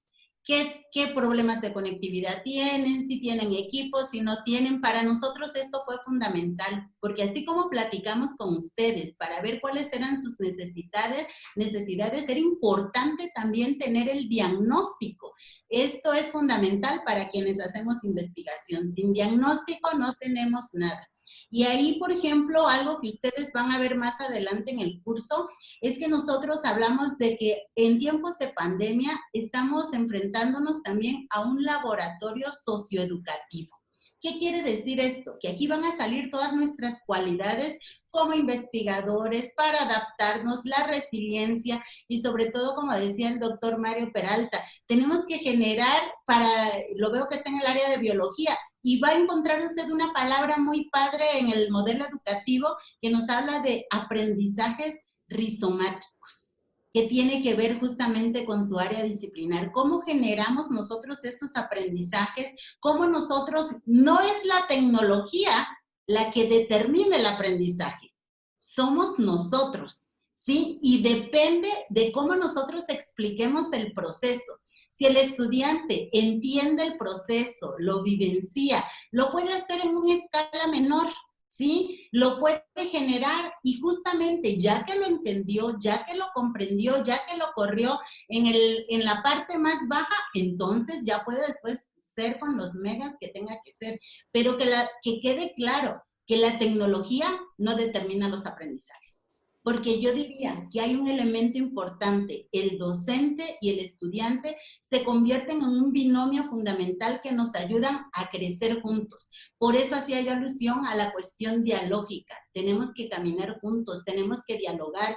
¿Qué entiende? ¿Qué no entiende? ¿Dónde me detengo? ¿Qué actividad le pongo? ¿Para qué? Para que el estudiante sea proactivo. Cuando tú enganchas al estudiante y lo colocas en lo que quiere él hacer, Este estudiante por algo eligió esta disciplina en la que está, por algo se está formando porque ya hay un interés. Y entonces eso es lo que hay que hacer, ver cómo nosotros lo jalamos y justamente lo motivamos para que salga adelante. Por eso también estamos considerando aquí elementos pedagógicos, psicológicos, motivadores que nos ayuden a trascender. Y bueno, yo les agradezco a todas y a todas su atención. Creo que ha sido una sesión muy intensa, mucha información. Va a quedar grabada la conferencia. Revisémosla nuevamente. La doctora nos ha dado varios elementos, pero también los vamos a ir desagregando. Y traemos una propuesta muy innovadora también del CEBIE, que le llamamos la propuesta alternativa de educación a distancia, donde vamos a trabajar la cuestión de los no conectados. Hemos trabajado bastante para que ustedes tengan posibilidades de resolver esos problemas, porque en Oaxaca, justamente, nuestro contexto no nos determina. En Oaxaca la brecha digital es muy amplia y nosotros tenemos que hacerle frente porque mientras tenemos el conocimiento y la experiencia, podemos superar cualquier situación que se nos ponga enfrente. Y lo dijo muy bien la doctora Guadalupe, trabajando en red. Traemos nosotros un poco esa experiencia también del trabajo que hicimos en el Instituto de Investigaciones Sociológicas con una maestría. Y eso es fundamental. Un trabajo en red nos acompaña. Yo creo que eso es también lo que queremos mostrar a través de este curso con ustedes. Las redes hacia adentro, hacia afuera, y ver dónde están esos nodos, qué es lo que nos ayudan a generar esos aprendizajes y ahí focalizarnos. Y van a ver que vamos a salir adelante. No es que queramos una educación a distancia, sino que la pandemia nos está colocando aquí. Tenemos que asegurar que este semestre sea lo mejor posible y que la experiencia para nuestros estudiantes sea de la mejor. Muchas gracias a todas y todos y les invito a que trabajemos intensamente en la plataforma que les hemos colocado. Nos vamos a quedar, el equipo del CEBIE, para hacer la evaluación de esta primera sesión. Gracias, excelente tarde. Pues muchas gracias. Ahí cualquier retroalimentación, comentario, sugerencia o queja, ahí se la hace llegar a la licenciada de honor, maestro Carlos, a la doctora Virginia, y pues un placer. Gracias, doctora, muy amable. Hasta luego. Hasta luego. Gracias, hasta luego. El reconocimiento virtual. Gracias, buena tarde. A todos los profesores y profesoras, ya está en el grupo de WhatsApp la liga para que puedan accesar. Muchas gracias a todos los presentes.